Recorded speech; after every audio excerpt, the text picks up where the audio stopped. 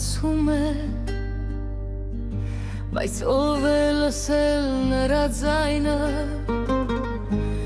նա լացում է անձայն,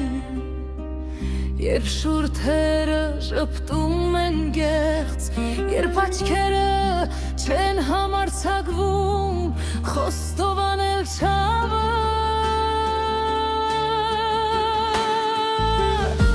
ասում են սիրտը լացում է,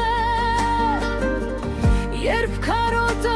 ծանրանում է կրծքում,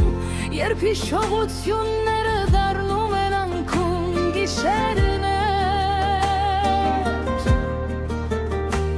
երխոնոտ թանչել է մերուսան մեջ ու արձագանք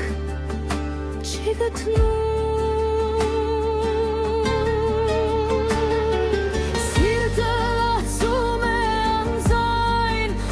յուրաքանչյուր զարգի մեջ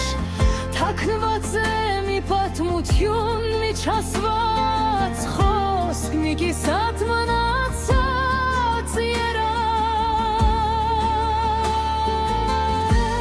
և եթե մի օր լսես այդ լացը,